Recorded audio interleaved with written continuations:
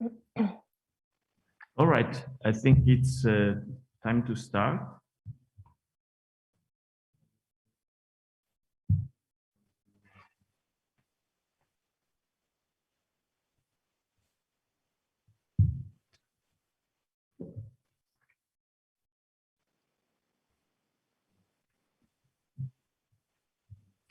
So, hi. So, welcome to this session that has been organized by the Institute of Future Innovation Studies in collaboration and within the Festival of Diplomacy program. This is an annual conference that is organized by Giorgio Bartolomucci on the broad theme of diplomacy. And it's part of a long series of events that are trying to tackle the idea of diplomacy in many areas and fields.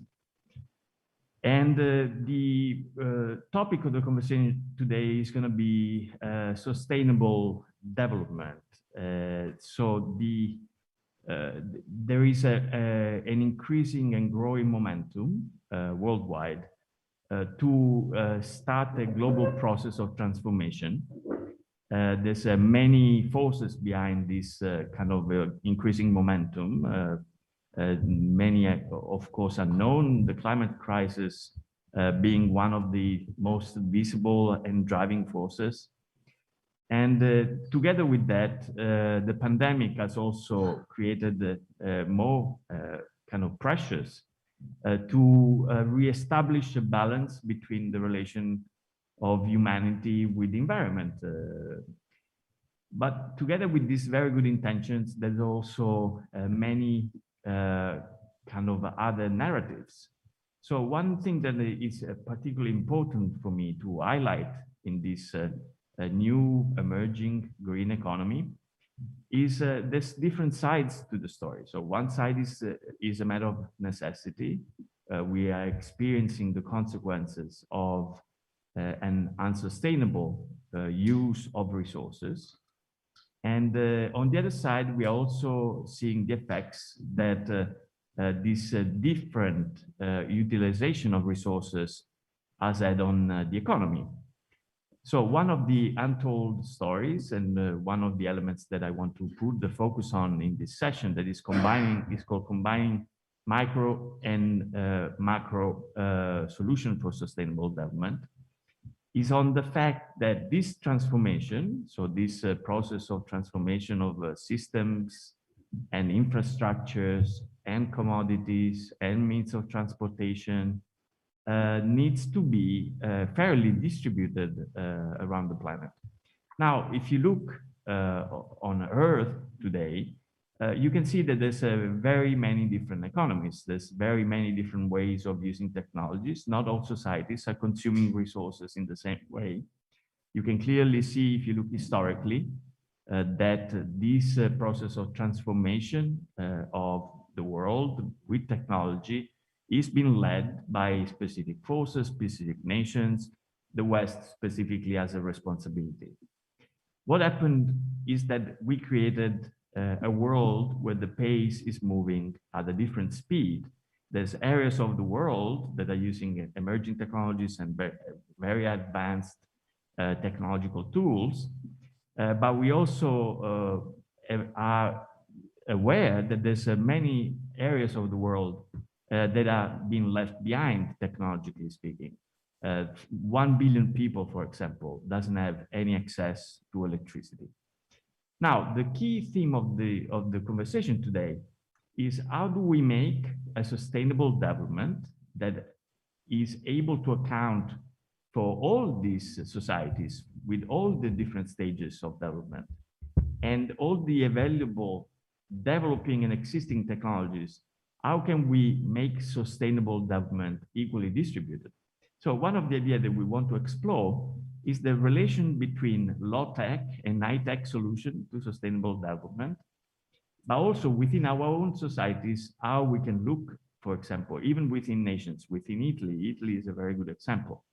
You have very advanced areas and regions in Italy economically rich and able to engage with very advanced technological developments, but we also have areas that are very underdeveloped compared to the others.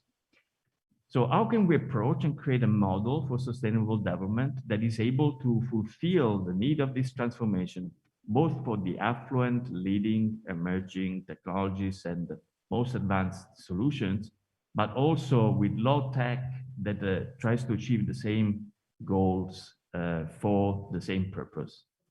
So the idea of today is to talk with some experts from different sides of the world, and each one of them is going to present their own experience, their own kind of view of this relation between the macro dimension, the global dimension, and the micro local dimension of this development.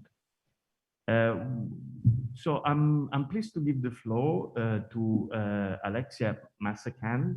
I hope I'm not destroying your last name. Is the director of Mountain Now, senior expert in sustainable development and climate change. Has been working in the field for decades, and she's the director of this really interesting project because she's going to tell a little bit more about that, but it's basically we're trying to explore the function that data might have in approaching this problem. So please, Alexia.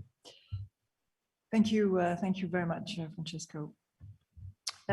Indeed, I was kind of delighted when I read the title of the session, combining macro and micro solutions for sustainable development, because as it happens, this is what we've been working on for about 5 years now. We've been developing a digital platform which aims at tackling challenges at the global scale, like water resource management or disaster risk management, and by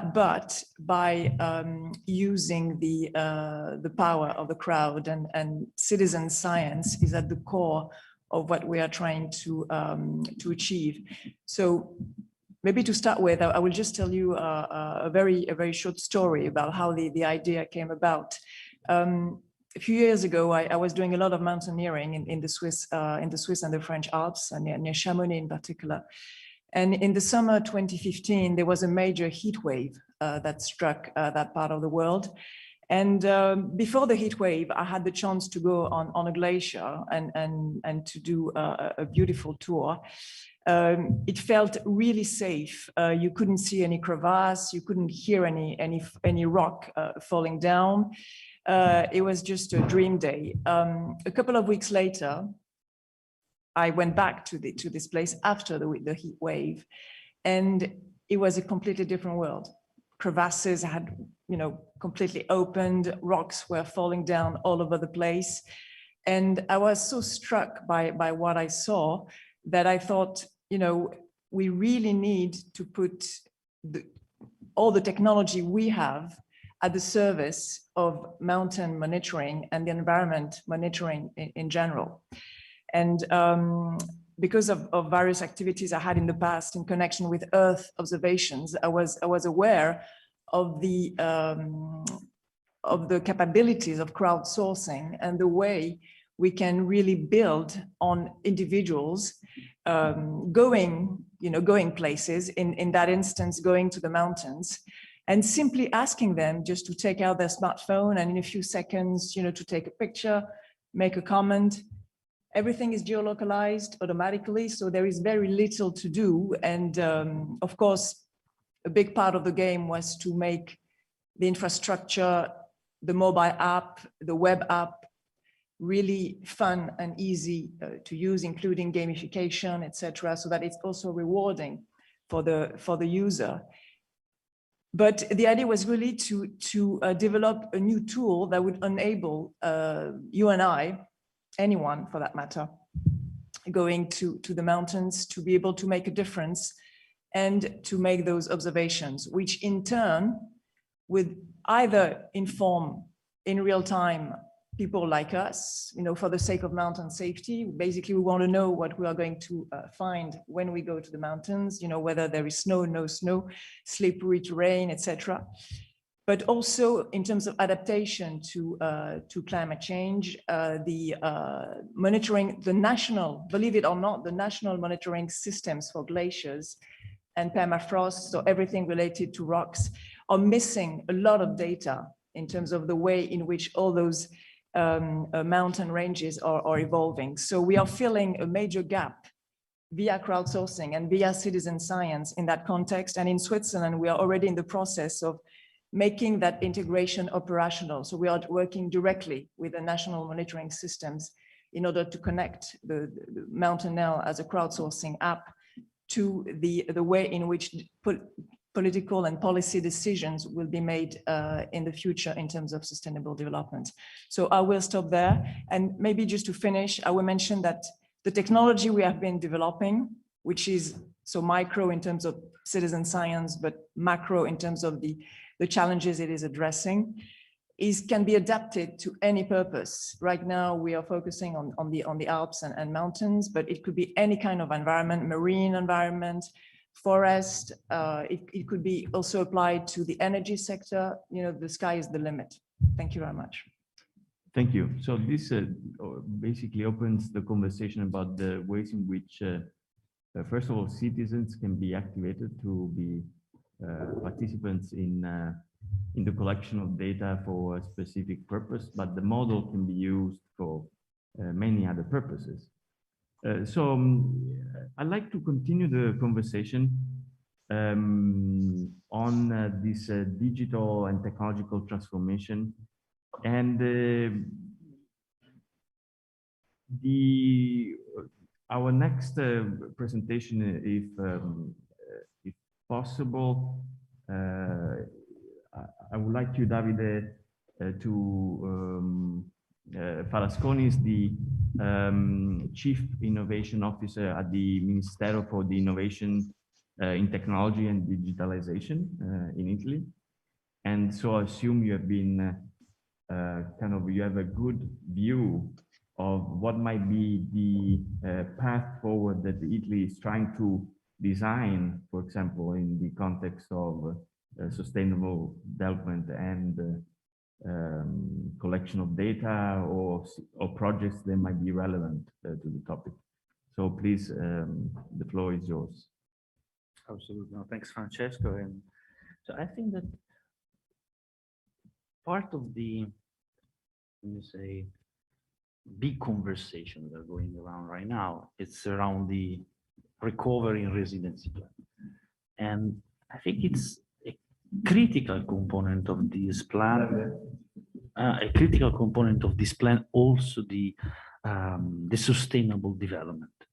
And you can see it by how much is important the component related to the energy, the green, the environment. And I would say that you can also see by how much is important the digitization, the digital technology, etc., etc. And it's much more important than in the past. I think this is another great signal. Why I'm saying so? Because technology can play multiple roles towards sustainable development. Can be a catalyst. Why it's a catalyst? Because basically you can reach much more people in a second if you actually made available certain services, infrastructure, etc., etc. Can be a lever to foster demand, because as soon as you push on the technology side, you have the opportunity to develop certain amount of market, certain amount of work, jobs. This is also a component, an important component of the sustainable goals that we see. Now, those that has been defined, the 17 sustainable goals, because the component of the work is another very, very important element. And I would say there is another element that is related to the possibility for the public administration to leverage technology to get more efficient itself, and therefore bring much more good to the country, the citizen, and the services. So without actually bothering you with multiple projects, multiple examples. I would like to take one of them that may fit well with the concept you mentioned before, which is the micro and micro. How? So this project relates to the concept of smart cities. Actually, another development goal is to be able to develop sustainable cities and communities. So basically, this project has started with the effort of 3 ministries: the Ministry of Technological Innovation and Digitization, the Ministry of Economic Development, and the Ministry of University and Research, with the aim of bringing innovative technologies within cities. But the main concept was, let's not go directly to the bigger cities, and that's it, because we already know that they're most interesting for the market, most interesting for the companies. You can have scalable approach, etc., etc. But let's try to approach this on both sides, big cities and smaller ones, across multiple dimensions and across multiple characteristics. So you may have metropolitan cities like Milan, like Rome. You can have medium-sized cities like Matera, like Alghero, or you can have much, much smaller towns, what we were calling Borghi del Futuro, so villages for the future, like Bardonecchia or Sestre Levante. Why we went into this kind of situation? Because you may have 2 critical components. First, with the micro situation, you may have more capabilities to make things happen. But second, because especially in Italy, we are in front so much beauty, but so much diversity. So as soon as you just follow what the market wants and can be most profitable, you may lose not only a big opportunity, but you may lose a big effort, a big impact for the citizen to take part of this process. And this is why basically we went into this approach, and this program is starting across 4 main verticals. First one is mobility, smart mobility. Second one will be well-being across healthcare and also like free time. Third one, tourism and culture. And the final one would be on green and environment. Now we're actually starting, I think in a couple of weeks will be out the first tender on the smart mobility for the platform, also to relate to the fact that how data are so important.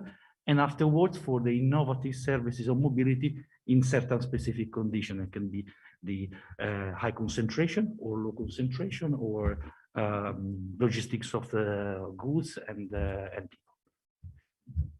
Thank you. So this is an incredibly important conversation, because one of the main topics that we basically want to delve is the fact that very often when you talk about sustainable development, you only talk about the highest level of technological innovation, but rarely is contextualized in the different social economic realities. No? And it's kind of interesting that Italy might work as an incubator for concepts that address this scalability and difference in social environments, in social economics, and in size of the cities and whatnot, but also in the economy scale, because although we are considered to be, and we are one of the countries with the most affluent countries in the world, in theory, we also have an incredibly high diversification in terms of social income and conditions, but also history and the way of preserving history and the way in which technology should interact with the existing history, because it's easy for other countries, for example, to develop architecture that is totally innovative because they don't have the same restriction that, for example, Italy has. So there's this element of the territory, there's this element of how we collect data, and perhaps there's no better person to talk about the possibilities of data for social benefit than Francesco Bonfiglio, who's the CEO of Gaia X. So Gaia X is an incredibly ambitious European project that is trying to bring back value of data collected in Europe, and in incredibly also creative ways. They're trying to elaborate new ways of bringing an elaborate value out of data. So please, the floor is yours, Francesco. You're muted. Yes, that's the sentence of the year. You're on mute. So thank you, Francesco, and sorry for not being there, but I was struggling trying to find the best seat in my calendar. I'm very grateful to you and very happy to be talking, although I have a very short slot, because I wanted to tell you about what Gaia X means towards what you are discussing here. And I was really impressed by the title when Francesco called me, and this micro and macro dimensions of the solution of the digital is pretty much what makes Gaia X necessary. But more in general, it is pretty much the column, the foundation of the European data strategy that you all know about.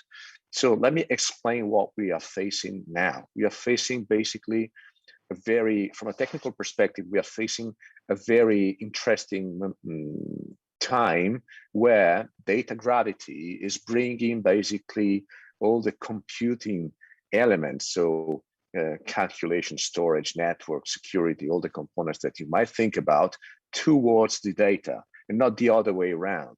And actually, this is an inversion of, let me say, the flow of technology that is going to sign an incredible new age in the cloud. So we are starting the age of distributed cloud, and actually the European data strategy and the digital compass clearly states that we have to have a new move from the cloud to the edge and from the edge to the cloud.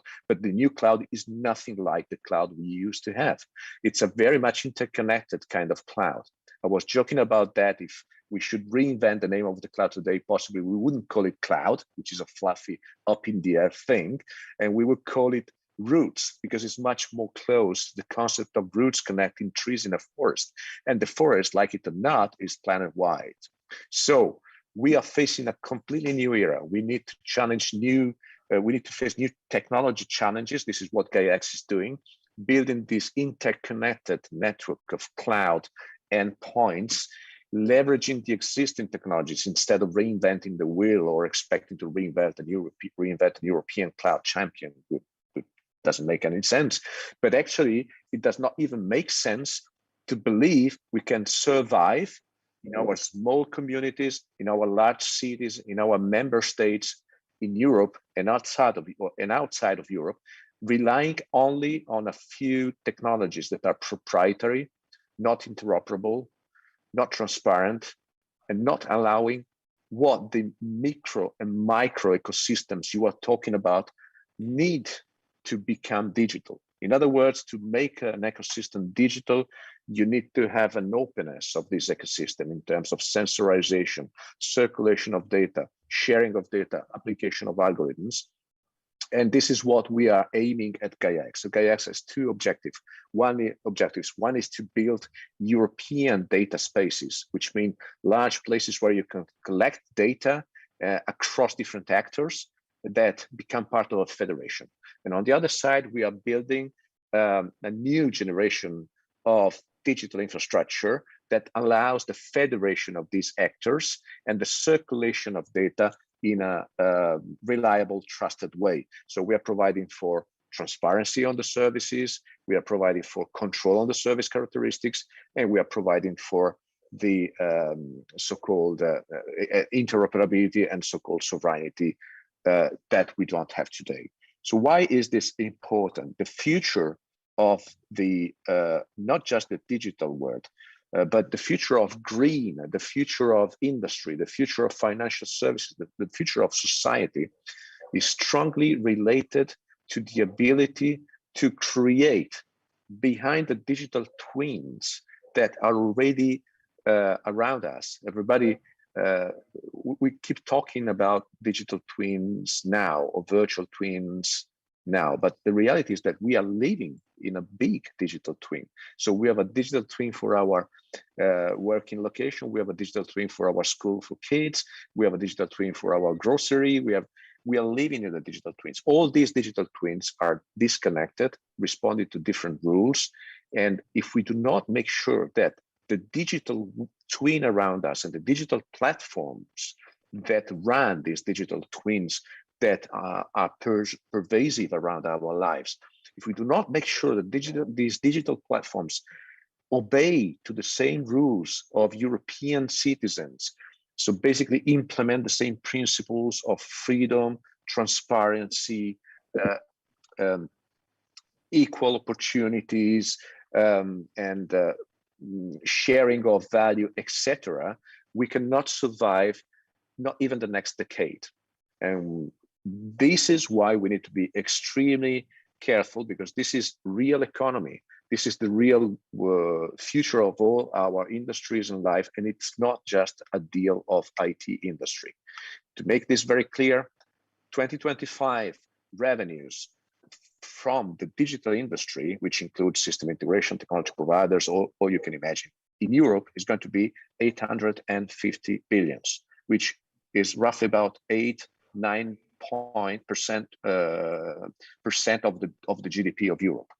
If you add on top of it the inducted value by data, and you can imagine that the cars in 5 years, or the fridges, or the televisions, or the banking account will have a cost that is not proportional to the cost of production, but to the value they provide through the data. This means possibly in 5 years, we will have 30-40% of our GDP depending on data platforms. If we not, if I can intercept your conversation 1 second, because I know that you have to leave, no? So I have a question for you relating to what Dr. Falasconi was presenting about the concept of the smart city. Can you give me an example of how Gaia X can help at the macro level, so helping with the big data problems that might be relevant to a state, for example, and also an application that might be relevant to citizens living in a small community in a city? Can you foresee 2 different applications? Absolutely. So let's make an example. For example, one of the partners of Gaia X is Fiverr. Fiverr is the largest framework in Europe and also outside of Europe, also in South America, for building smart city solutions. Now, there's a lot of cities, there is hundreds of cities in Europe that have implemented smart city solutions. You can imagine for traffic control, mobility, smart mobilities, or pollution monitoring, etc., etc. None of them nowadays are running on public cloud. Most of them are running on on-premises servers. Why? Because they do not trust the existing platforms and do not want to share those data outside of a controlled, segregated area. This is an incredible limitation, because you can imagine that the city of Munich, Berlin, Milan, and Frankfurt could rely on the same federation of cloud providers implementing the principles of trust, security, etc., and take an enormous advantage, because you can share the data of citizens that become, part of a broader community. So if smart cities do not leverage platforms that can expand and federate, then we don't get the advantage of sharing citizen data with other citizen data. And this is unfortunately the limitation we have today. If we think about the small scale, if we think about the large scale government issues, you can think about the governments today, and in Italy, and Davide can confirm, but not just in Italy, have a main objective to digitize the public administration. Now, what the citizens expect from that is better, smarter, simpler services to get access to the public administration. The citizens don't care about the infrastructure, but you can understand that to do that, first of all, you need to bring the data onto a cloud platform in order to share the data and in order to build algorithms and new solutions on top of those data. And this cannot happen unless the public administration has a trusted cloud. So all the countries, France, Germany, Italy, are thinking about building their own trusted cloud using different technologies. But on top of that, a layer of control and governance, which is going to resemble to Gaia X, and France has already declared that, for example, and Germany and Italy are working on that, will be required, because this is, let me say, a way to avoid lock-in, but at the same time accelerate the transformation and make sure that public data, can become shareable and produce value to the citizen. Think about the hospitals. Okay. Thank you very much, Francesco. So I have a follow-up for Dr. Palasconi, because I know that also you might have to leave rather soon. Comparing to the topics that Francesco was developing, can you foresee a way in which the model of the smart city that you were describing can interact with the data and collection of data in a productive way? Can you give me an example of how it might work for a big city or for a small city based on the project that you are, for example, foreseeing and developing? Absolutely. So let me first agree with what Francesco say about the interest of the citizen towards the services, but you still have the duty and the enabling factor to put in place, which is the infrastructure. Now, a great effort is actually on the infrastructure and on creating these enabling elements to allow such a collaboration. In parallel, there is also an important effort of the services, because some of them do not necessarily require an infrastructure that is not there. And this regards, for instance, the electronic identity or many others. Now, coming back to the smart cities example and specific to the cloud topic, what is now in process is a specific effort that has attached more than $1 billion to allow two things. From one side, to move some of this data, to migrate some of the data from on-premise to cloud. This is a cost, because you have to first select which one, how, what is the model, and then move them. On the other side, also to enable different administration, which goes over, as you can imagine, from bigger cities to the small ones, to all have access to cloud technology. So there is a specific component, a specific effort, and specific funding to go exactly in that direction. At that point, though, I think that the elements that Francesco highlighted are what is exactly the model that, as a city, big or small, not necessarily the issue, you want to put in place. And the government as a role in shaping this for the best of sharing, security, and also have a national and European approach.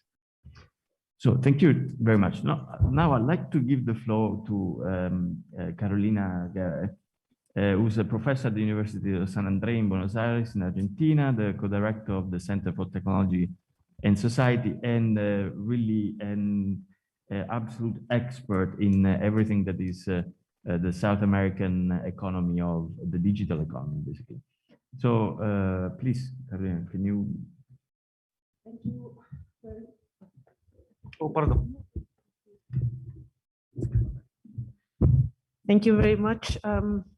It has been so enlightening to listen to all the previous experiences, and what I will try to bring in is some cases and some reflections on the Latin American context, which touch very much upon the previous interventions, and how these discussions, particularly about data in the context of artificial intelligence as well, in particular, because as we all know, artificial intelligence is very much based on how we deal and exploit and manage and analyze data. So I will bring in some of the work that I've been involved in, and current research on these processes. One of the issues that was raised by Francesco now with Gaia is very much the thing about how we work around different layers of data gathering and data processes. And for that, one of the things we need to address is how do we manage these clusters of relevant stakeholders in the different communities. So in Latin America, what we have seen is a strong move, a strong development, particularly between the years of 2017 to 2019, of getting into the wave of the national AI strategies, which was an interesting format of collecting and gathering evidence and national policy making and building a community around what is AI useful for in these particular contexts. Unfortunately, 5 countries started developing this. Not many of them are in the move, and I think this has had to do with different political scenarios. I mean, how politics and policies and national governments change, so these priorities are also reevaluated. That was the case in Argentina currently. That is the case of Mexico, which since 2018 has a published sort of strategy, but it has not been validated by the new government. So there you get some stalling of these movements that are very important in my view, and also in the literature, in terms of defining what we need to consider as who is the community involved in AI, and particularly again, because of the data that needs to be gathered and the processes and the collective efforts and intelligence in building these communities around the science community and the local entrepreneurs. So there's another movement that is being very much developed by the Inter-American Development Bank in the region, which is related with hubs of innovation around AI. And so here we are looking at city level and regional state, national levels in terms of defining who are where and who and how to promote these clusters of innovation for AI for sustainable development. And in particular, this initiative of the Inter-American Development Bank is oriented at developing AI for social policies, that is health, education, housing, and job markets. So that is very relevant.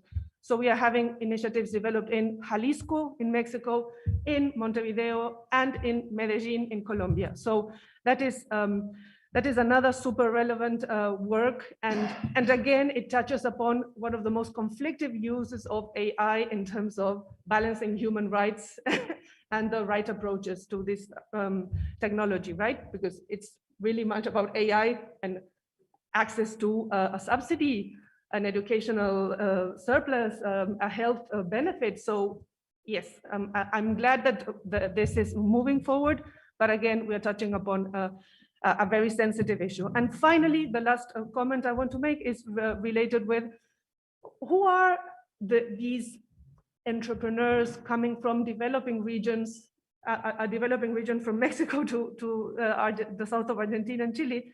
Who are these communities? What are they doing? What are they developing? And here again, this is an amorphous, there's an amorphous state of how these entrepreneurs in the area of AI are labeling and thinking about themselves. And we are conducting empirical research at the moment on defining who this AI community in the private sector, in the SMEs, small and medium enterprise, or like very, very small companies, and what are they doing and how are they developing their technologies, addressing whether they are working on or not along what is considered an AI, an ethical AI framework for AI in the region. And so again, here we see a very disparate trend, and there is some kind of general awareness that there are ethical implications, but it is again when we get to the moment of where these entrepreneurs address data issues that they face the challenges of anonymization, individualization, etc., that this brings in. So this makes me think that we really have a great scope of opportunity to continue working in addressing capacity building for these sectors. Thank you. So thank you very much. So that is actually what I wanted to follow up, because from data which is clearly perceived as one of the fundamental values and commodities that need to be leveraged for sustainability. We are also facing a very strange historical moment where the development of AI is intersecting with this emerging global emergency, this process of transformation. And so the way in which we conceive AI, both in terms of ethical principles and guidelines, but it's also important how they are going to intersect globally, and how they're going to be regulated globally. And so there's no better person to discuss the possible formulas for artificial intelligence than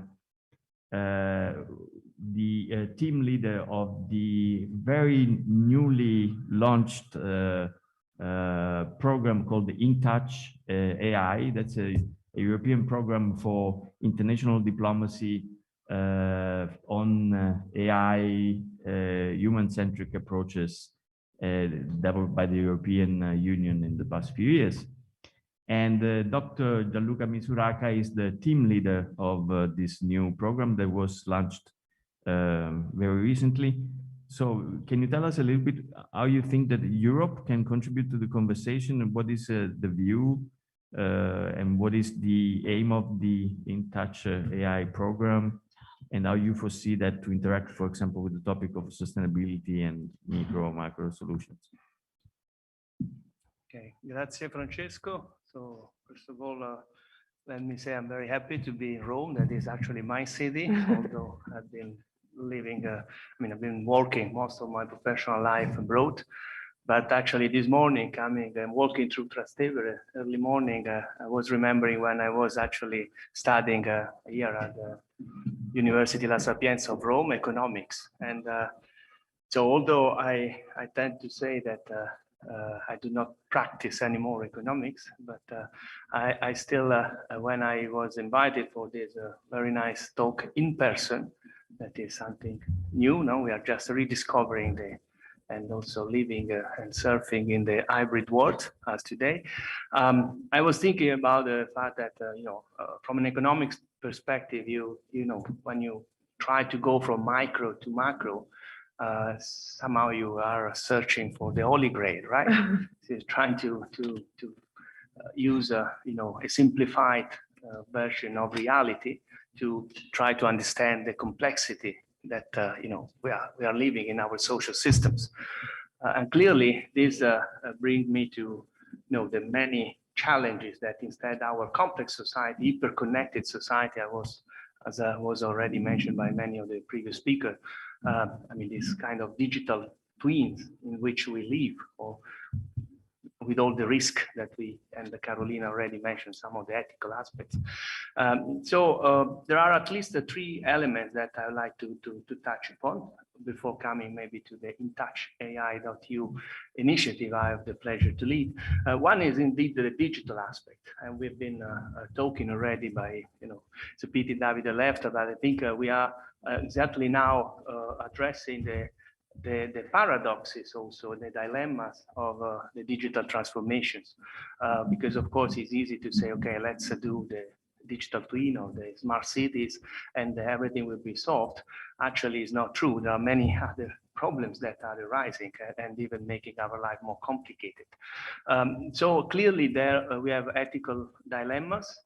The project I'm leading tends to support the Commission and the EU to promote a human-centric approach to artificial intelligence. I'll be back to that if I have time. But the other aspect I want to raise, that are also part of my previous experiences working for many years in the Commission, in the Joint Research Center in Seville, is the social aspect. So, of course, social innovation, that is also a big buzzword that's been used and abused to solve problems. So, has been forgotten, lost in translation now during the pandemic. Basically, before I moved to this new life on AI, I was actually trying to support the Commission on promoting the social investment approach. That is another let's say, a perspective that is typical of Europe, exactly because of our solidarity and social model. And this has not been put forward yet, as it should. Clearly, there we have a number of difficulties also linked to the fact that we don't have yet an economic system and model that is really capable of embracing the complexity of our society.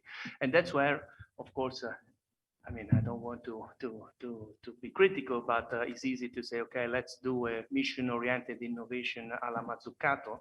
But on the other side, what does it mean? how we actually innovate also in the financial aspects. So there's a lot of discussion about social impact investment. Actually, on Monday, there is here in Rome a conference about this topic, how we change the regulatory systems also to make sure that the entrepreneur that Carolina was mentioning or the GovTech systems actually can promote and support these processes. And now let's go down to the ground, to the reality. So if we want to embrace this complexity, we need to address the meso level of the problem. So an ecosystem aspect that is often forgotten. And there I see that again, these three dimensions, digital, social, and financial comes together. And of course, there are many programs. I mean, for instance, now the Commission and the EU launched the new Bauhaus initiative. This is another attempt to also look at the socio-cultural perspective that is different from context to the other in Europe. And then, of course, if we want to go global outside of Europe.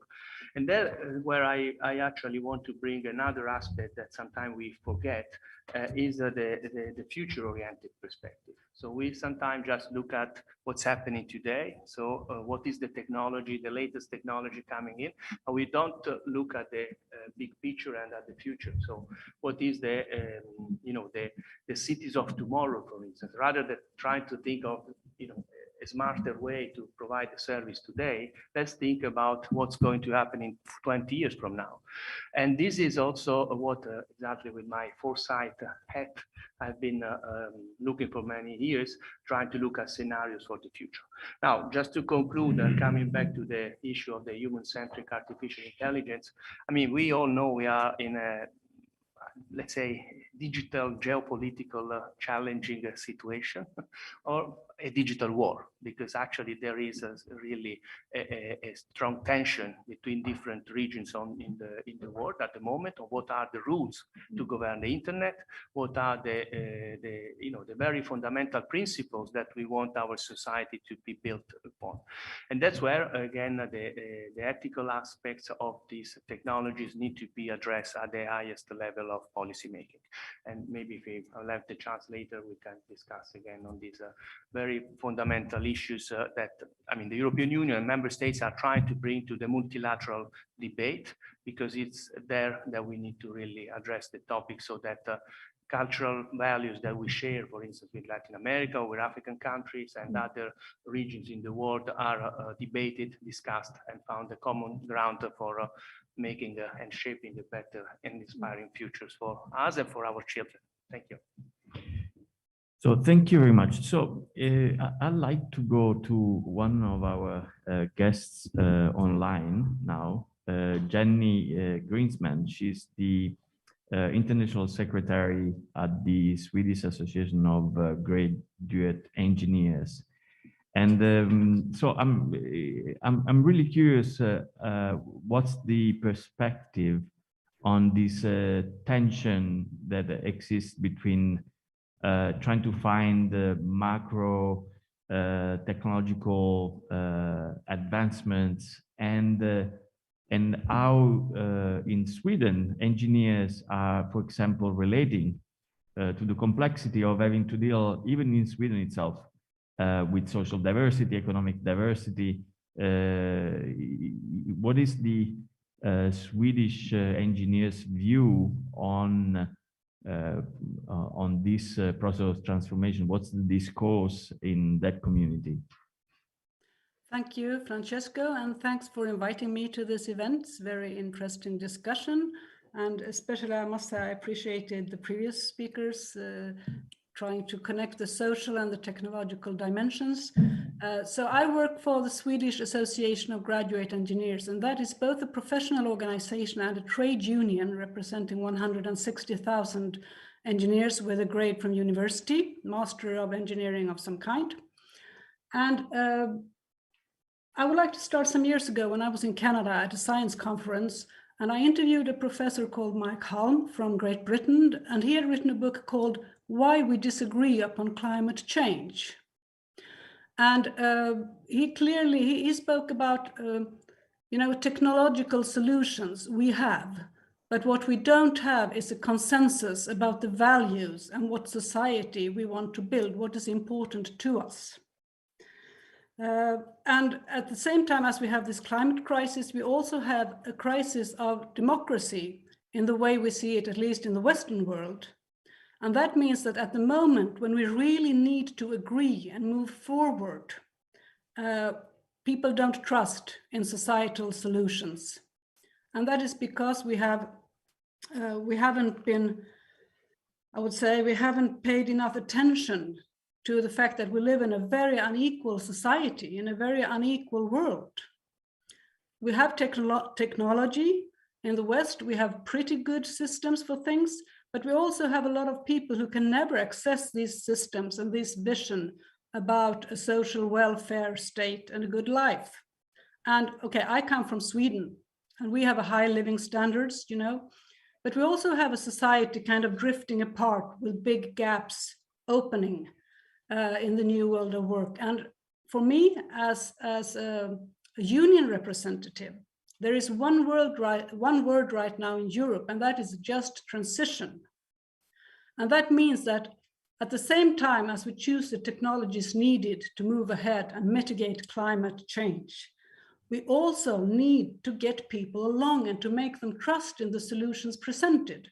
Because whatever advanced and sophisticated technology we can present, if people don't accept to come along, this just won't happen. I mean, you can see thousands of Polish mine workers from the coal mines. What will they do when the coal mines close down? If we cannot present a social solution, it just simply won't work. And there I have an export product from Scandinavia that I hope you will all accept. And it's not cars, and it's not guns, and it's not smart grids, but it is dialogue. Because many of you know about the Scandinavian system, and that our societies, of course, it's easier in small societies, but we have a high degree of trust in society. And for the labor market, this means that people are willing to accept to lose the jobs in failing or bad industries, to move to the next level of technology, because they trust that they will not be left without a possibility to provide for themselves, without jobs, and that society won't let them down. And I think this is absolutely crucial in this discussion, because technological advancement is often something for the rich people who can access it. I mean, I suppose you've all seen the maps over Germany, how many there who lack access to broadband and that don't have digital skills and things like that. And just to finish, I can say that the big prize of the Royal Institute of Technology in Stockholm 2019 was attributed to an organization who work with basic education for children in the suburbs of our great cities, where school is not really providing them with the possibility to move on in the educational system, but they need help. And I think equality, trust, dialogue, that's a perspective we must have in mind, because it's absolutely crucial to make this succeed. Thank you. Thank you very much. Very much appreciated, because that is exactly part of the conversation we are having, is that there is this gap and that it needs to be addressed somehow. One of the words that you mentioned and that I totally agree with is transition. We are in a process of transition. And you also you were mentioning the transformation in the job market in the energy sector, for example. So there's no person that is more qualified to talk about transformation and in the energy sector than Professor Stefano Graziano, who's a professor here at John Cabot University for many years. But he's also been working with the National Agency for Energy and Economic Development. It's called ENEA. So perhaps we can ask Professor Graziano what is his experience with transformation in the energy sector and how he sees the transformation affecting this conversation. Thank you. And welcome again, everybody here at John Cabot University Room. Such a pleasant location. Yes, I focus on energy which is normally considered the big thing. You know, national grids, thousands of kilometers of backbone transmit energy everywhere. But in the last 20 years, the transformation has been going from macro to micro, actually, because the renewable energy, the distributed, decentralized production of power has forced a complete technological discontinuity in the world of energy. This is most important, first of all, for reaching the development goals that we want to try to fulfill to avoid strong impact on climate change. But it's also much more important outside Europe, because there's still 1 billion people in the world with no access at all to energy, and 1.5 billion with a very unreliable access to energy. Now, how do we go there? Certainly, we don't go there by deciding, okay, we will set up a large African backbone everywhere. No, that's not going to be. That's definitely where a micro, let me use the Greek word so that it's more easily understandable. But macro and micro, the English language sometimes may be confused, especially over the internet. So how do we go from macro to micro in the energy sector? I have a receipt. It's 3 levels of activity that goes together. If you want, you may call it a trident. You know, the spearhead, the 3 points, the spearhead of the Poseidon, the Lord of the Seas, Nettuno in Latin. The first point of the spearhead is meet the local needs. And I don't think that needs more explanation. The second spearhead point is education. We take it for granted in Europe, and we should be very careful with this assumption recently. But mostly in the rest of the planet, that means basically the 3 more things. Teach the children, train the adults, and empower the women. The children are the basic for the acceptance of such a technology that we are going to implement. The adults is fundamental to the maintenance of the microgrid that we are going to install. Yes, I just forgot to mention that the big thing in energy is called microgrid. Local, interconnected villages, neighborhoods, or buildings that partially make this sort of energy island self-sufficient in case of fall of the power grid. This was first implemented in New York after the big blackout of 20 years ago. Neighborhoods are interconnected themselves, and this very same model is now the winning card to play in the energy diffusion, in solving the problem of access to energy, without which, of course, there's no jobs, no development, no healthcare, no education, and nothing at all. And the third part of the second spearhead is empower the women, because the household energy consumption, which is also cooking, not just electricity, it's mostly women manage it. And also the education of children is there. And we find it crucially important, and it's now mandatory in any European Union project proposal that there is a specific part for that. We found that in Tunisia, and in Tunisia, we have the first female prime minister of the Arab world, and also so far of Italy.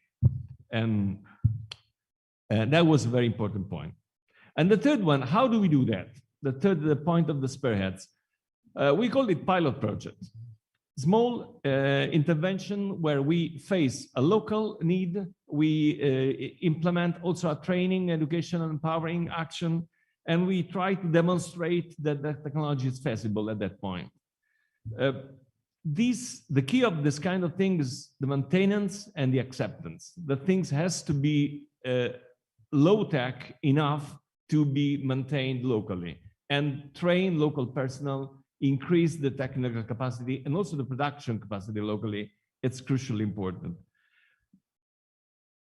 The pilot project, I love it. I think it looks like it is sensitive, because can be replicated, can be locally also start a new production line of things.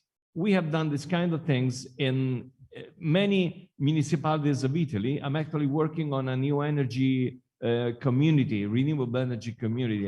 Now that's the European Union jargon, but it's basically a microgrid in the region of Pisa, one of the most technological district of Italy, but also in the remote province of Pinar del Rio in Cuba, where, you know, electricity is a very urgently needed thing. So this kind of pilot project can be adapted to this kind of intervention called pilot project, making a demonstration about technology, testing the acceptance and calibrating and fine-tuning all the different, you know, corollary, collateral aspects.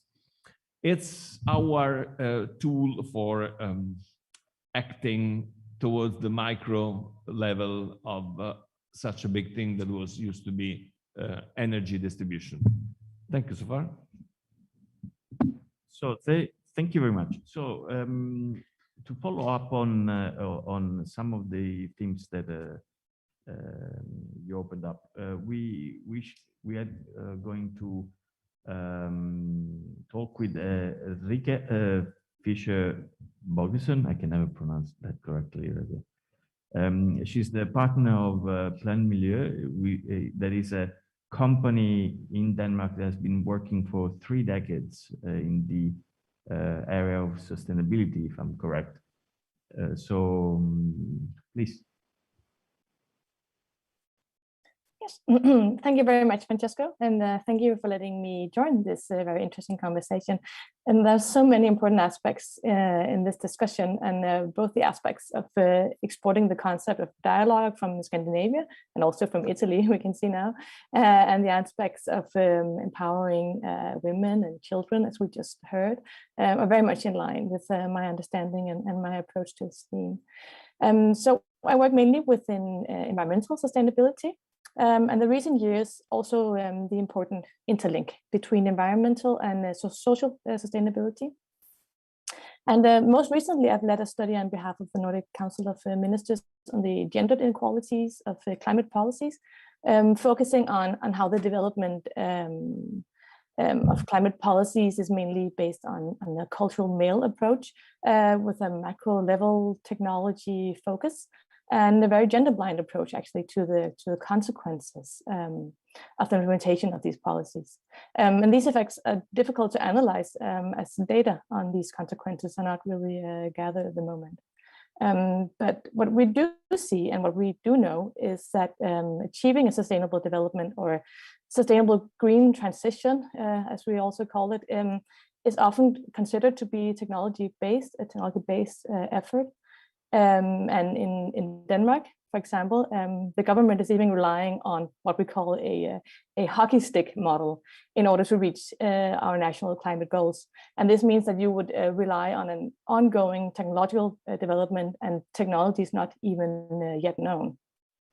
But what can you say, whereas technological solutions such as power to X and systematic recovery of resources, where they are definitely crucial solutions, technologies won't be standalone solutions. And it's not enough to focus on the production side of what we call SCP, sustainable consumption and production. And moreover, it's not likely that technologies are available for example, Global South. So we need to radically change also the consumption side as well.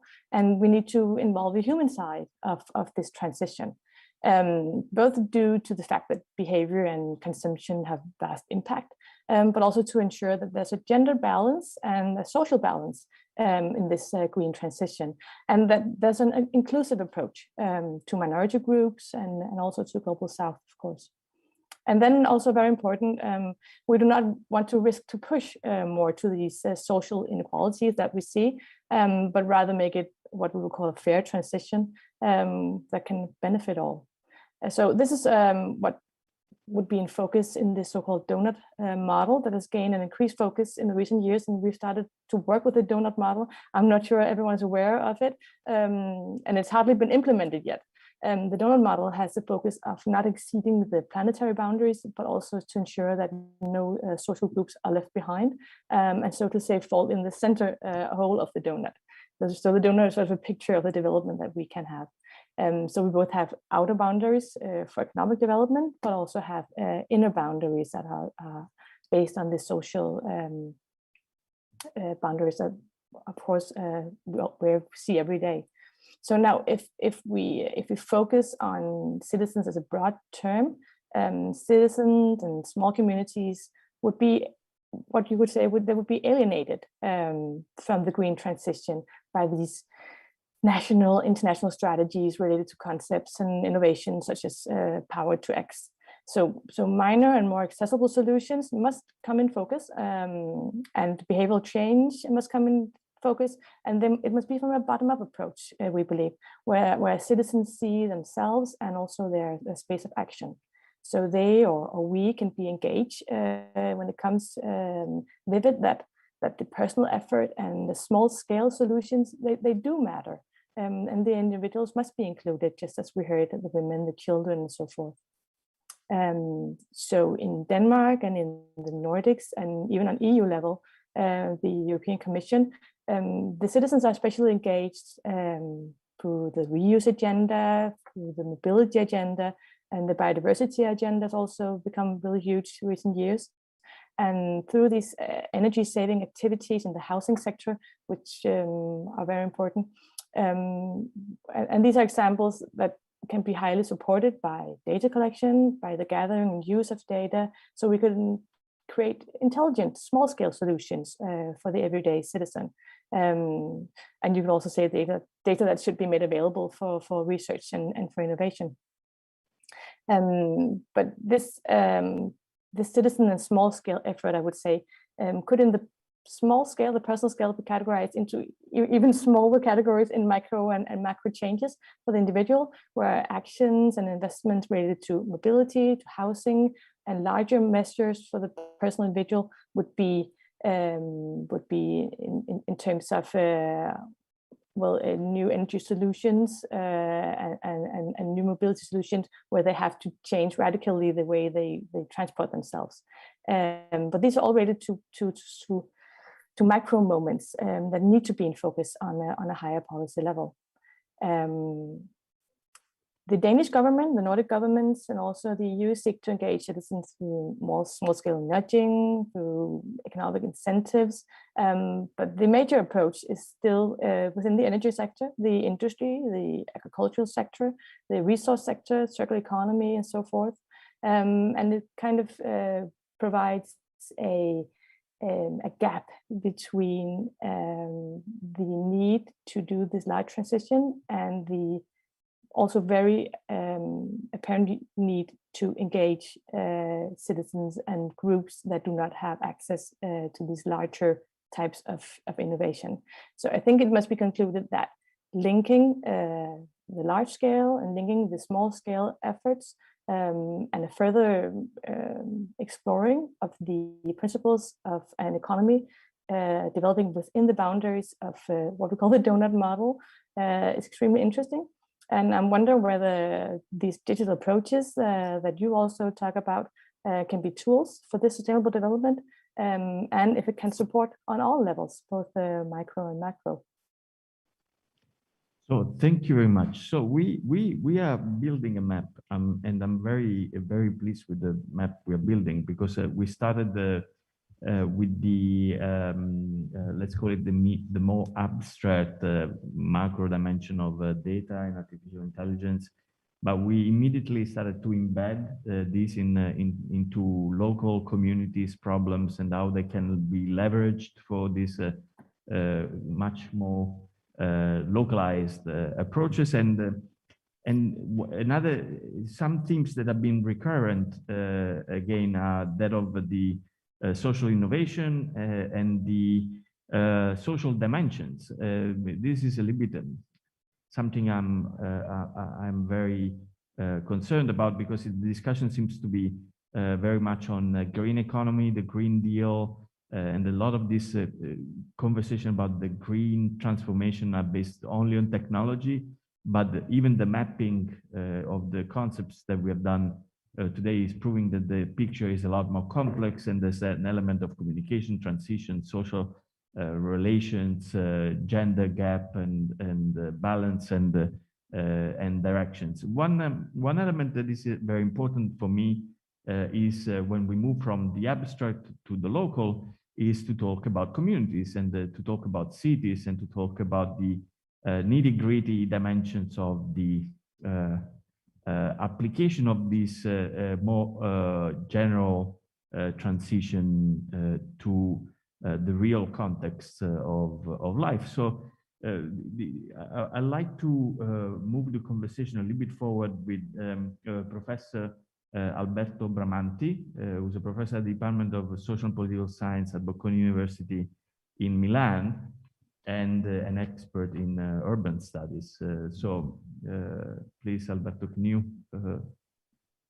Thank you. Thank you, Francesco. Nice to meet you all. I'm suffering from tracheitis, which has forced me to give up being with you today. So forgive me if I keep my voice low so as not to strain it, or if I am interrupted by some coughing fit. I have studied cities and regions for the past 20 years, and the challenge is to change cities. Cities are the engines of sustainable growth. And from an intellectual point of view, the challenge is to understand that neither the city of distance nor the city of everything from home, smart work and new distributional logistics, can offer sustainable solutions. We need to move toward a city of proximity. We need to think about three fundamental points, in my view.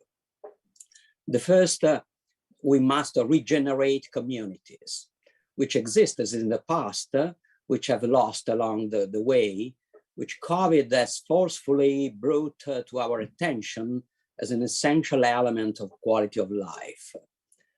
Secondly, we must deepen the relationship between the city, proximity, and care. And thirdly, we must clarify the relationship between a physical and a digital dimension of proximity.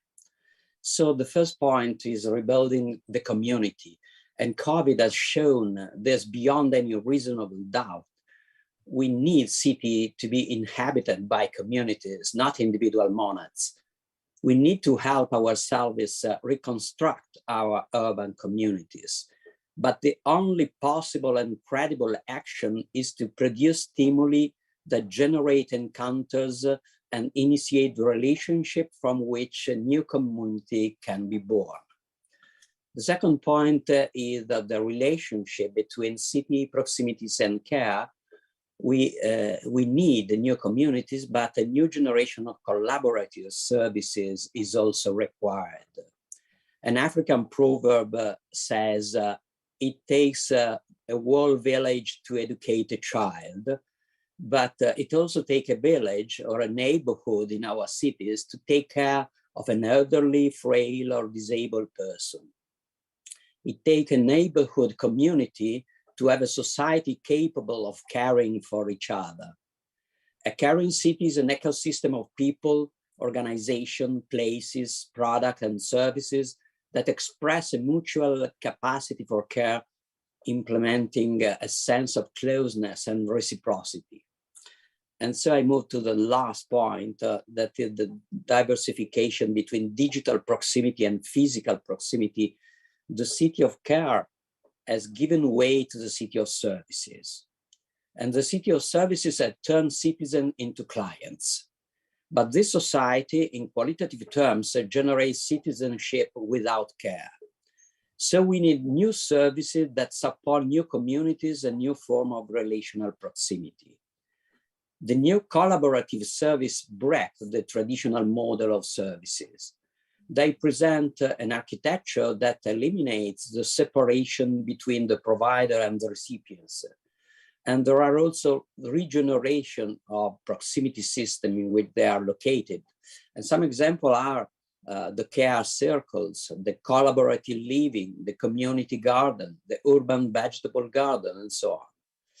There is therefore a need to rethink the structure of hybrid human spaces towards a new functional hybridity. News agents that are also municipal counters, laundries where you can also work online, bars that became concierge, etc. And obviously, these hybrids are made possible by new technologies. Therefore, the logical loop, in my view, is to design new services that help build new communities that take on a dimension of care. And this makes a city more livable, more inclusive, more sustainable, and more able to meet the stringent demand for the green transition. Cities inhabited and animated by sensitive and proactive and aware citizens will give a hand in bringing the system into the next generation European paradigm. Thank you. Thank you very much. Thank you very much. So to follow up, we move to Dr. Simona Pieri, who's an architect, and she's the owner and director of the architecture company called SPAA. Please, Simona. Okay. Funziona? Sì, sì. Thank you. Thank you, Francesco. I'm really honored to be here in this forum of experts. Sorry, I have to read because I think that my English is not so fluent anymore. But the core of my work has to do with small and medium scale projects. So I would like to focus my intervention on the microcosm of housing and how it can be rethought facing the future of urban microcosm and following what Professor Alberto Bramanti has already envisioned. The pandemic has undoubtedly changed our lifestyles, and this has led to a rethinking of both workplaces and living spaces, and consequently to the development of a new settlement model that will be based on the tendency to deconcentrate, reversing the process of urbanization. We are certainly entering a phase of deurbanization or urban distancing. It has been recorded that many families have already escaped from big cities in favor of small towns, and this has stimulated city administration in many countries to think and support projects in which proximity becomes an added value to be supported and implemented with micro-solution in favor of a small scale. In Paris, in the pre-pandemic period, the current Mayor Anne Hidalgo has already proposed a study on an alternative city model called the Ville du Quart d'Heure, taking up similar experiences adopted in other European cities, and based on the idea of finding essential services at a distance of 15 walking minutes to reduce travel and commuting. Copenhagen has seen the rise of a district called 5 minutes to everything, while in Italy, Genoa is adopting a model called the City of 2 kilometers. All these programs stimulate the rediscovery of neighborhood and are also highly sustainable, of course. This process of social reconfiguration with less mobility can stimulate new solutions which can reduce alienation and social isolation based precisely on improving the quality of the space where people live. Thinking that change can start from the micro, with some colleagues, we rethought how to design new housing units. And the basic idea is to obtain a housing space with a totally free plan without any fixed wall partition except a central core of services. Another fixed and fundamental element is the presence of outdoor space. The characteristic of this apartment are the flexible and multifunctional spaces to allow people to live comfortably in a small dimension house. The living area, for example, can be divided into an office space, breakfast area, relaxation zone, and can be used by 3 people at the same time and separately. To subdivide the rooms, we have imagined various types of slider or pivoting panels, multifunctional walls that can be transformed. And the idea of a flexible apartment is conceived to be a portion of an entire building, complete green and eco-sustainable. Green is the dominant element of both on the facade and the roof terrace. Internal circulation takes place via touch-free elevators with voice control. The facade is ventilated, and the photovoltaic panels will be housed on the roof garden. It will be possible to monitoring the total use of water and electricity and establish level and limits. But the main feature of the building is to have common areas as well as common services, both on the ground floor level and on the green rooftop. These common areas are thought to improve sociability and neighborly relations.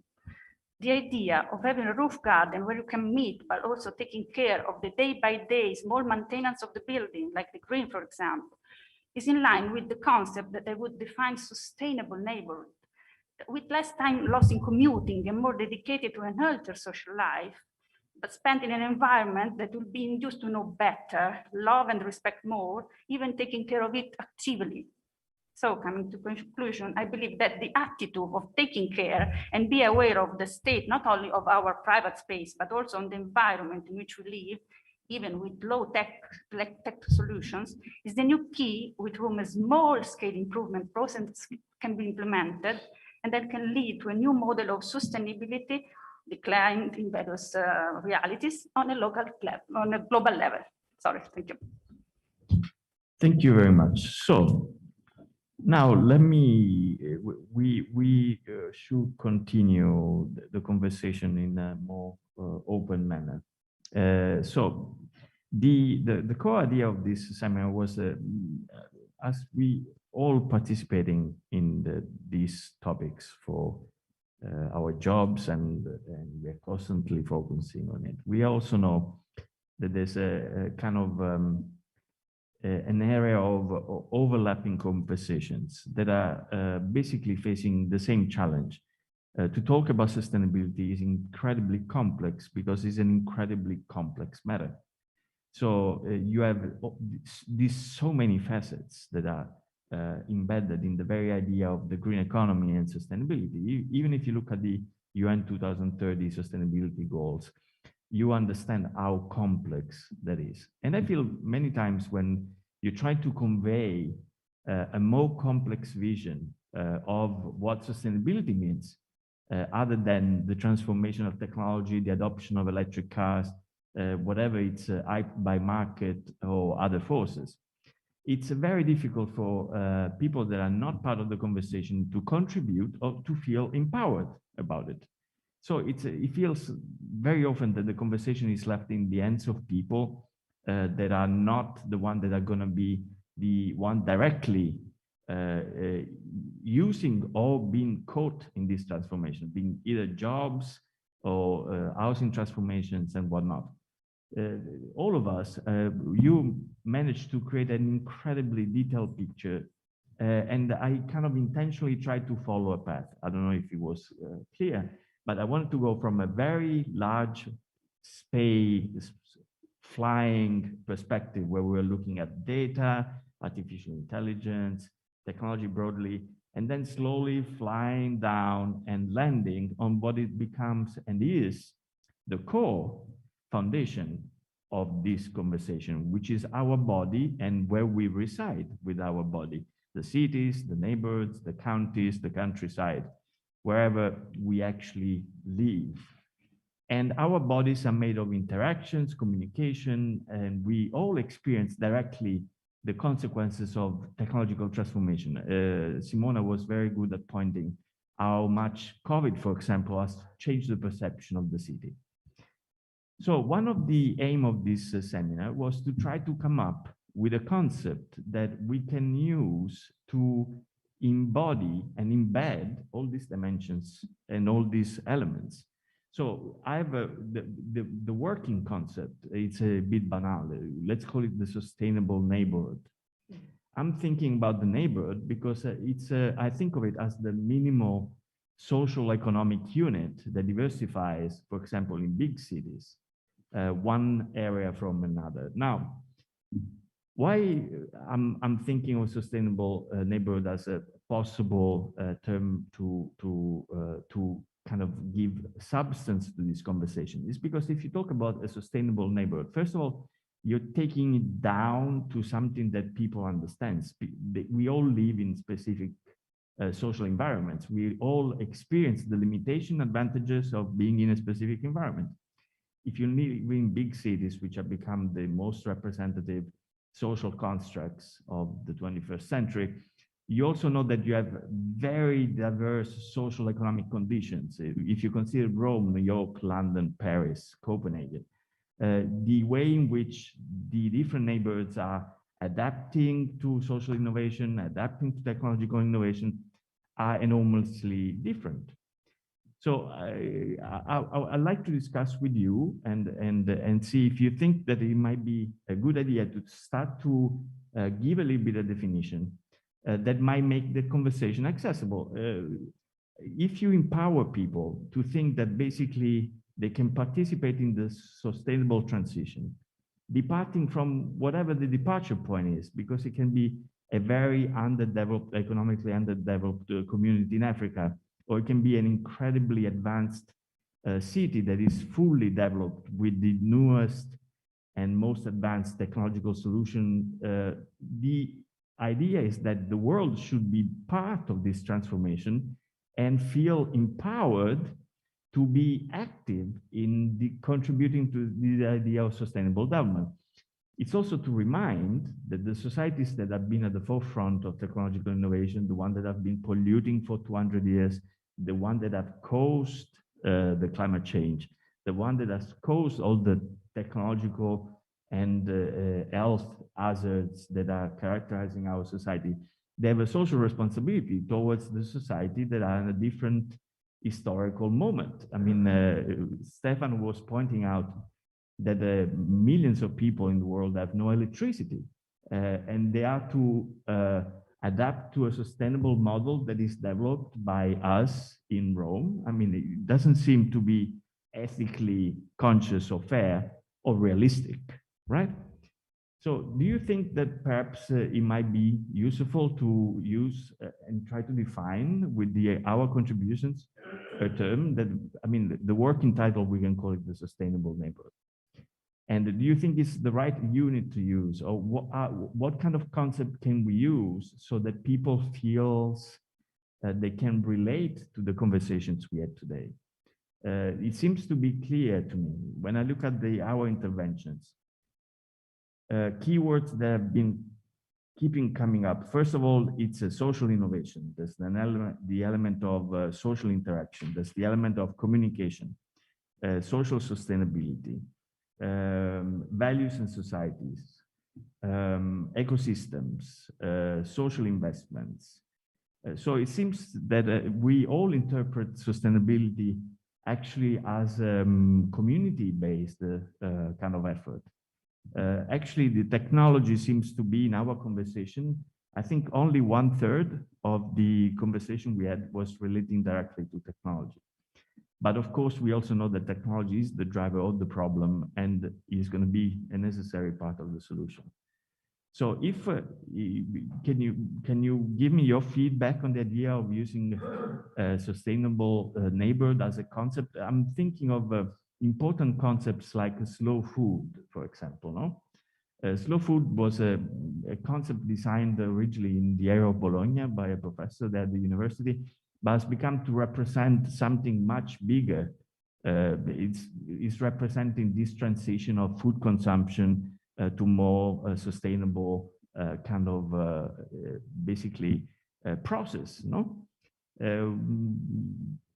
So I'll leave the floor to you for comments on this idea, and also if you have better names that might embody this transition. I use in my speech, sustainable neighborhood. So yeah, I absolutely agree.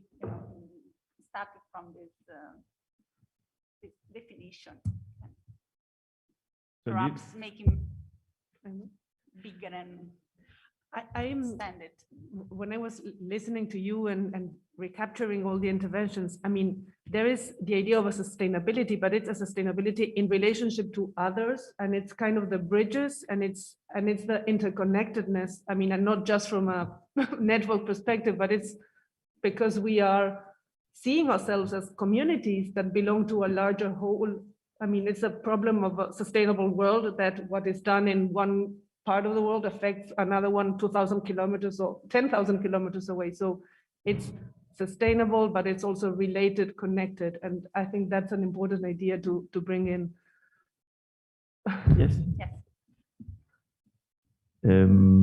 Alberto, Gianni, Brege, Julia.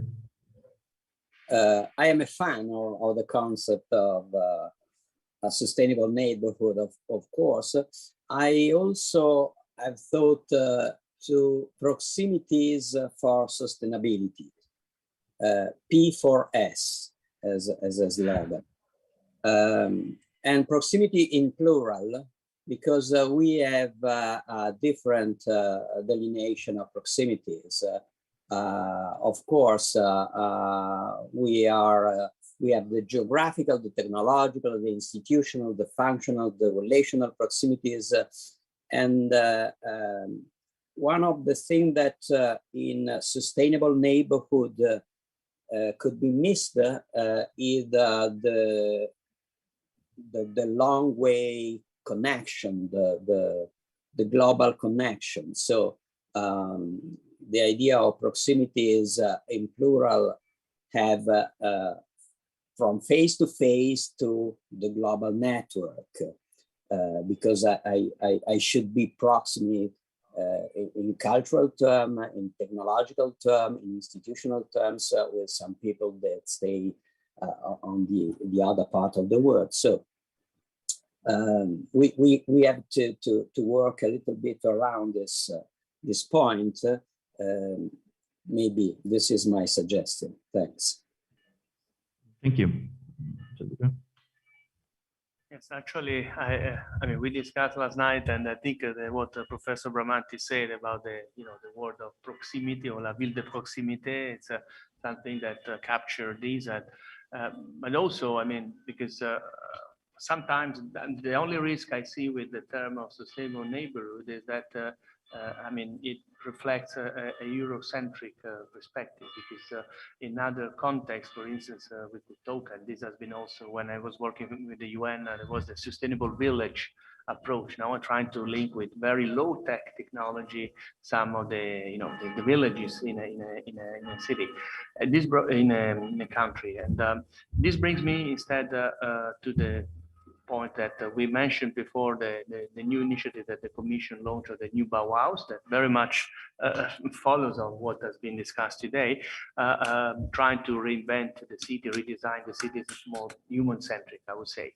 Now, of course, being in Italy, I mean, with all the culture and the past we have, sometimes I like to think that maybe we should talk about the new renaissance, where the AI is actually at the core of this, because exactly technology is still could be a problem, but it's also a potential powerful solution.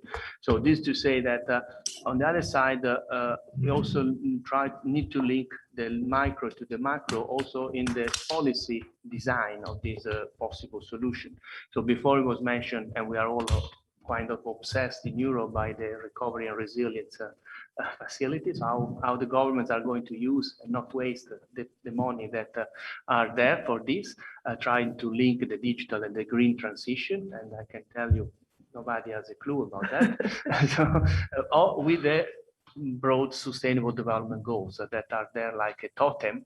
And I'm afraid we are going to miss again the objectives in 2030 as we did for 2015 and 2000. So we really need to rethink how we're going to address this from a policy perspective. And then, as I lived in Africa for several years, I would actually suggest a word that I like very much, that is akumantoso from Swahili language. That is how you link the heart in in a community, in a local village, in a sustainable neighborhood. Can you repeat that term? The word is akumantoso from Swahili language. It sounds Italian. It's a linked heart. So linking people and communities. Yeah. So the real let's say the real aim of such an exercise is that, for example, if you look at the definition that the EU used for human-centric AI, that has captured the people, imaginations, and conversation. Then, of course, you can critique the very term, but the thing is that we need these kind of terms that create like the lighthouse for a conversation. And I think that my feeling is that sustainability is not very much part of the normal lay conversation, while green economy is, and it's mostly characterized as something that relates to technology. So it's like, what new technological solutions can be provided to create a green economy? And our conversation proved that it's totally minimizing the real problem. That's why sustainability is a much better concept. I totally agree that neighborhood is a very probably Western-centric unit. As I said, it's just a working kind of definition, but the idea of the neighborhood has the advantage of being clear to everybody. I mean, you will cover not only the West, but any other big city in Latin America or in Africa. They have a clear understanding that a neighborhood means different social, economic conditions, even different cultures, very different ways of living and existing. So I think it's a way of domesticating the conversation in a way that most people on the planet will understand. But it totally disregards countryside and the county, and so it is somewhat limited and strongly limited, and perhaps will be attacked as human-centric, meaning where's the planet in human-centric AI? Does it mean that we only care about the human species? You know, you as soon as you adopt something that is limited, will be attacked. I'm curious of Janice and Reike's opinion on the topic, because I know that the conversation is been going on for a very long time in Scandinavia. So is there kind of any ways that, I mean, if you think about Scandinavia, they're coming up with 15 minutes neighborhood, 5 minutes walking neighborhood. What do you think? Well, if I should say something, I think that it's always difficult to capture something complex in a simple concept. And it would be nice to be able to involve more words. But of course, then you won't get this catchy phrase that we're looking for. I was wondering if community would be a bit more broad than neighborhood, but that's just in the detail. And then I'm wondering how people conceive the word sustainability, because I come from mainly an environmental background. So to me, it's mainly about the green, the environment, and then we miss out the fairness and the social aspect. But then again, it's also very easy to find the negative sides of a word or an aspect or a concept instead of seeing what it contains. And I must say that sustainability must be the most broad term for what we are seeing being covered by the SDGs and so on. So I'm not in the mindset of saying no to your suggestion. I think it's a very nice suggestion. I think we might want to change neighborhood with community, because community to me is not just the concept of living, but it's also the concept of working together in a community more than you would say in a neighborhood. But it might be just a verbal sort of small distinction that I see. Yeah, the reason why I'm resisting the term community is because in my own background, communities are not necessarily defined by the neighborhood. You might have different communities that are actually in contrast in a neighborhood. So if you, for example, think about gentrification, it's very common that you have one existing group and one entering parasitic group. And the tension between these two communities is profound, and they're fighting for the same neighborhood. And the neighborhood is an historical concept, because a neighborhood, it's something that it's defined in time as such, as economic, as also administrative delimitations. So if you say community, you're creating the perception of a full agreement, which actually is really not totally the case. And a neighborhood can be also very disruptive because of the clash between communities. But that's just my reflection. It might be my personal bias. Yeah, exactly. So I'd like to ask also to the people attending, Natalia, and specifically, I promised one of our students, Giacomo, correct? And I have to tell you that I'm very grateful to Giacomo. How do you pronounce your last name? Huh? Yes, Di Capua.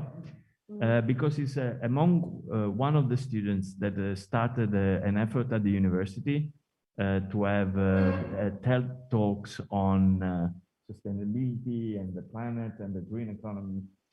So do you have any comments on what we discussed, or any questions or contribution to this? Would you mind to get the microphone?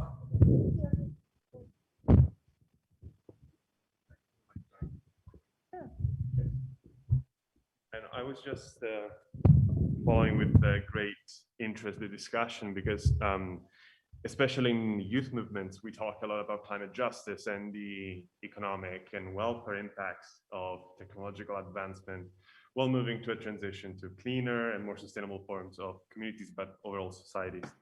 So the main question that still remains, even though the conceptualization of an economical social unit like the neighborhood could be extremely useful to move forward and see how, for instance, sustainable cities can be broken down into different working units, and then technological but also data collection can be can be more contextualized, and therefore can be leveraged in a more efficient way, decreasing the waste in the use of resources, and therefore increasing instead the economic and social benefits of using cleaner resources for communities. The question that still remains in my head is, how can we leverage technological advancements, architectural advancements, to make sure that this shift, this just transition that is bound to happen in a relatively short timeline, doesn't erode economic welfare and doesn't widen the already existing social and economic inequalities. In green finance, sustainable finance, there is an enormous gap between what we are investing right now in what were formerly called socially responsible investments and what are now ESG investments, or like green bonds. And we're talking about a gap of over $2.5 trillion globally on an annual basis. So if we think that we need to mobilize that capital to achieve the technological advancements, research and development, and reach a just and fairer and cleaner society, I fear that this could just widen the already existing inequalities and just create a cleaner society for the few or the fewest at this point. Exactly. So this is the core topic of the conversation today, right? The reality is that the green economy might be a very good label for just advanced societies to name the forthcoming technological innovation and create a leverage and advantage or competitive advantage by creating regulations that basically disregard and making legal cheaper technologies, forcing others to adopt emerging technologies that are developed elsewhere, and perhaps and certainly increasing the social economic gap with society that don't have the resources, knowledge, infrastructure to adopt those emerging technologies. So it's easy for the West to say you should buy electric cars when they cost 150,000 each, Teslas, and you have somewhere where to charge your car. I mean, we're talking about societies where there's no electricity. So thank you. So that's really a core part of the conversation. I'd also like to give the opportunity to Natalia Stanusz to contribute. I'm incredibly grateful to Natalia because she's going to be the one drafting our white paper to try to come up with a definition for the working title, let's say, the sustainable neighborhood, which I particularly don't like. So we might have to change that. Please, Natalia.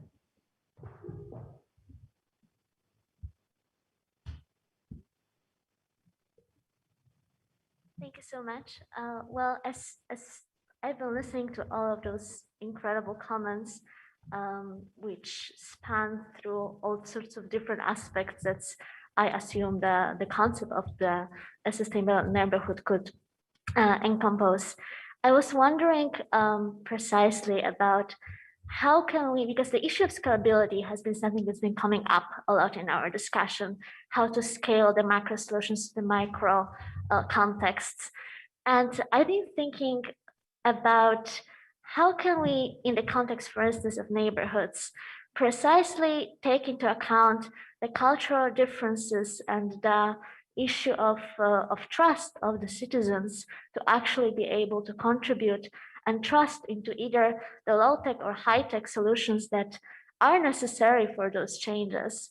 When we think about the AI solutions in the cases of mistrust of the citizens, for instance, in the US, that are there due to the bias of the technology, how can we presumably make this trust an investment, a part that is related and enables the citizens to actually gain trust that the neighborhood is can be a larger community, can be an agent of change in itself rather than an individual feeling alienated and not able to actually enact a change, whereas the government is usually taking a lot of time to actually come up with solutions that are visible. That's a really good point. Let me say something to build on that, and then Stefano. Anyone else wants to say? Stefano and okay.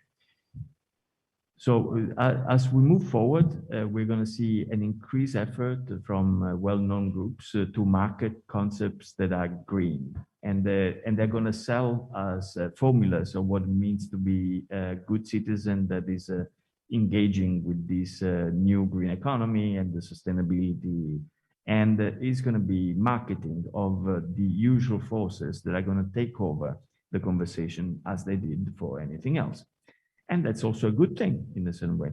But the idea of defining a term that where we give substance to what we call an alternative marketing, because basically we want to focus on something else that cannot be owned by companies that tell you what products to buy if you want to be a good, clean, green, engaged citizen. So the idea of bringing it back to the community is like, well, you define it in your own way. You don't need to buy pre-packaged green solutions. You can define and you can create your own contribution, and perhaps that becomes the standard that is going to be distributed to other neighborhoods. So I'm also imagining a competition between different neighborhoods that can create different formulas based on different conditions, and then these become established by marketing or knowledge or distribution of other channels, basically, you know? So you're totally right. There's the element of trust, which is fundamental. And basically it means I don't trust the existing forces that are governing the discourse to be representative of the broad conversation we have today, which proves that we are mostly talking about a little bit about technology, obviously, but like 2/3 of the conversation is about other issues, right? All right, so exactly. So raise your hands if there's more comments. So Stefano, Carolina, Gianluca, and yes, please. A very quick comment. Building a sustainable neighborhood, it's a difficult thing. And it's also depending on where you want to build and where we try. Denmark, it's one thing. Italy, it's different.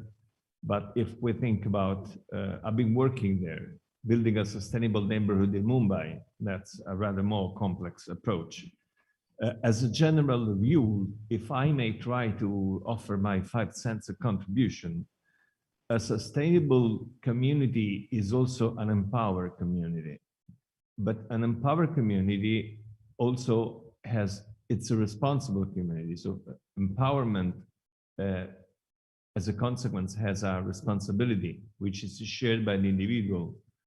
And at that point, something which I found in implementing this pilot projects around Europe, but also in the developed countries, a shared burden should also match a shared benefit. And this is something that must be fundamental for the acceptance of any kind of change. The feeling, the acknowledgement, the awareness, I'm sorry, I was trying to find a word, of a benefit coming from a burden which is shared by every single member of that community in the general framework of macro change moved by micro events.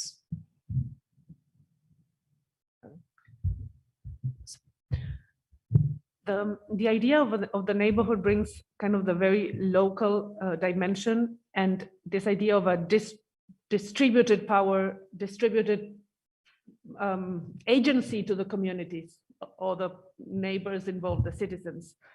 And this is very much in dialogue with what Giacomo was saying. I mean, and I really wanted to bring this in because to challenge some notions of what you were mentioning, Francesco, regarding this, the big tech approach to some of the greener solutions in the whole discourse about blockchain technologies and how that is working in the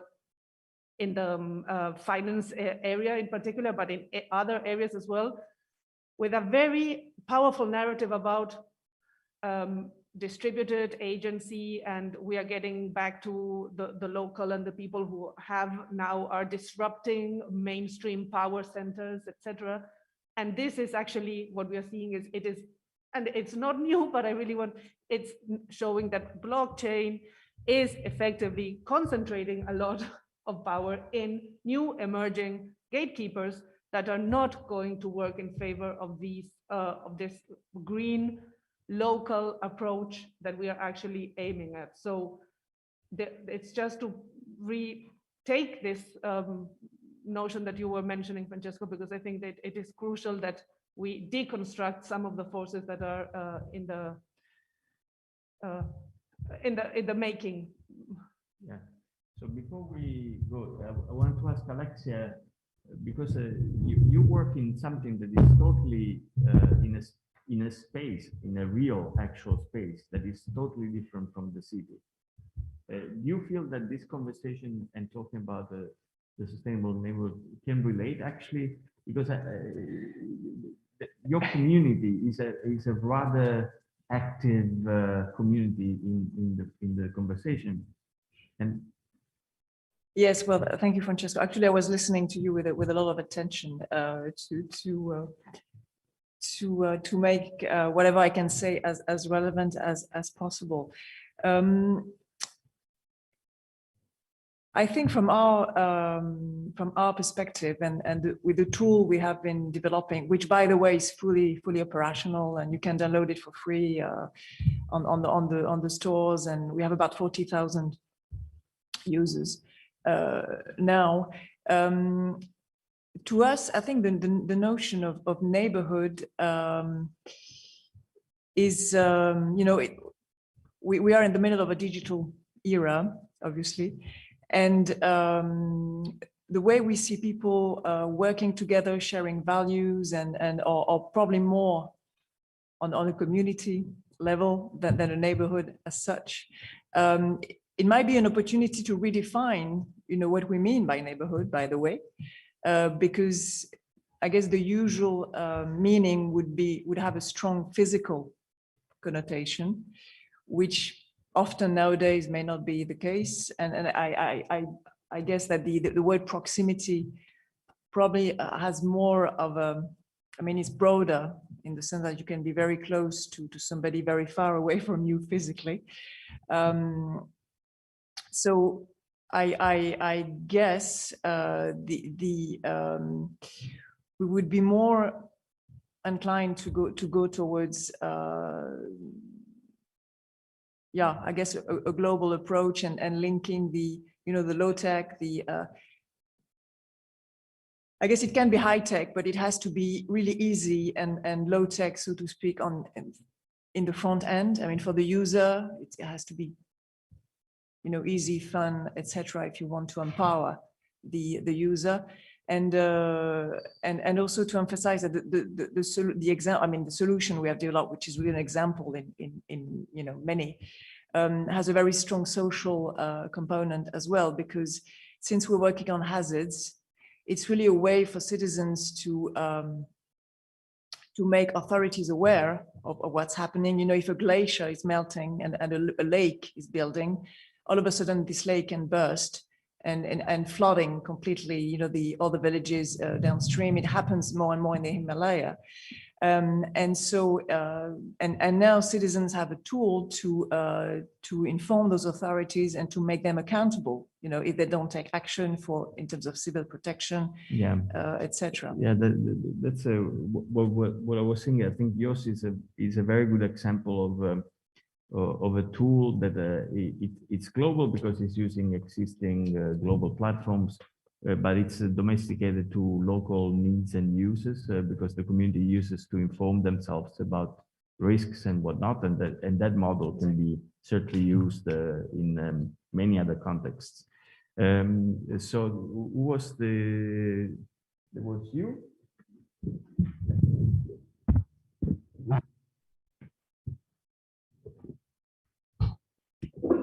I'd firstly just like to thank everyone for coming. I think it's been a while, like at the John Cabot community, in which we've had the opportunity to have an in-person event like this with so many experts in related fields.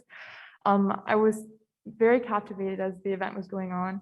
And I think that especially in regards to talking about how there needs to be a dialogue in relation to climate change and also the technical solutions, especially when it comes to empowering individuals on a micro level to kind of engage and learn about different types of opportunities that there are to actually learn about it and also act upon the issue. Especially, I think that what came to mind for me was, in particular, the need for communication when it comes to effectively communicating more technological solutions. Like, for example, the ability for people to kind of engage in effective consumer choices, and on a micro level in which, as we kind of further along, especially when talking about the saturation of the market when it comes to new businesses and new potential solutions, I think it's going to be much more difficult for consumers to kind of make the educated choice, especially when it comes to people who finally realize the importance of the issue, but then don't know exactly how to do research, how to have the issue kind of effectively communicated.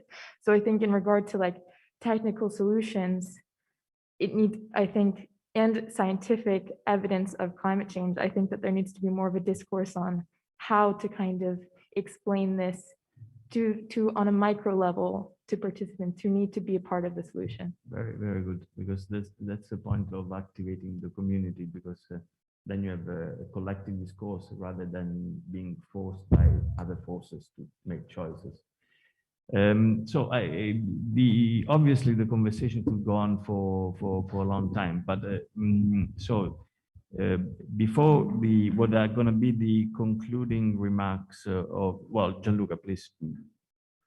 I mean, just I didn't want to do it again, but I think what Giacomo and Natalia said need also to be discussed, because they are the concern of the future leaders, hopefully. So, and I think there are, in fact, otherwise that the picture we have depicted. I mean, we looked at some of the risk, but actually still with a very optimistic, let's say, perspective. But I think we have to also be, otherwise we look naive in the sense that there are, especially now in this point in time, a high risk for our societies. And this is exactly because what Alexia said, basically the Granovetter was saying many years ago about the strength of the weak ties. Now with the digital world, this is accelerated, and the micro and the macro, the village and the big cities, and this is really blurred concepts. So there is also a risk that if we look exactly at the neighborhood dimension, this can be an element, exactly because of the technology, the power of technology, an element to strengthen the non-democratic practices of the majority of the countries in the world. Actually, democracy is not given for granted. Very few countries in the world are real democracies. And we have also seen in Europe how our anti-democratic, let's say, antibodies are not so immune for the risk of, going on the other side of on the dark side of democracy. And this has been seen during the COVID, with kind of tracing and tracking applications that are putting at risk our privacy and our data protection. So I won't go far on that, but I think on one side we see what, somehow Giacomo was alluding, the risk of social impact investment washing and greenwashing that is there. And this is a risk that is also in the industry, in the digital industry very much, because we are in an American university, but clearly we are dominated by tech giants that are, they own our data. On the other side, we have, the possible model that, we could see as a very good model, that we have social credit scoring, and if you go and you recycle your waste, you are a good citizen.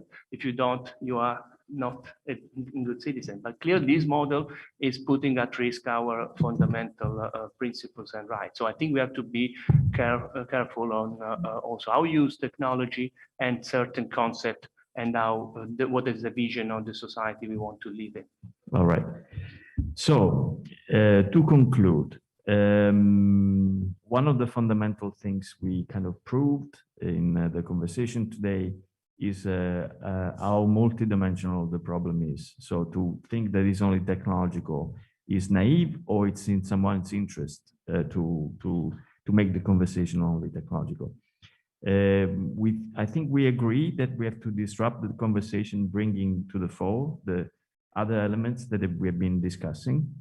So the way we're going to move forward is to start to write a white paper on this concept and test among ourselves if it's a good instrument to elicit the conversation.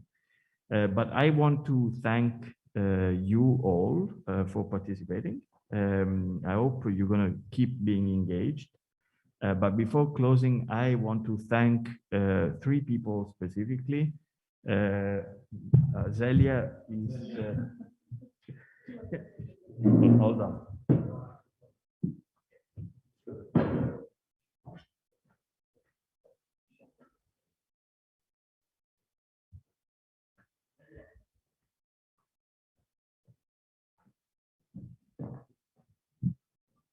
Zelia Terzi was behind the organization.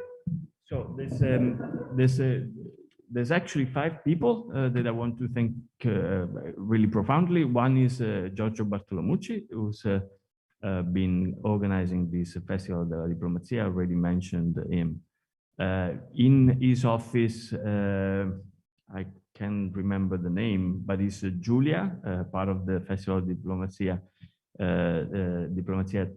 staff, who's been incredibly helpful. My incredible gratitude goes to Zelia Terzi. I just trying to pronounce Terzi in the right Turkish spelling. Invaluable back and forth organizing my disorganized schedule and things. So my really incredibly grateful to Azelia for helping me organizing this. And behind the camera and the technical stuff, Brian Thompson, who's been setting up the connection, and Roberto Ronzulli, correct? That he's been patient enough to go over 35 minutes above what I told him the session would start. And thank you all the other ones that have been attending. So thank you. This is it.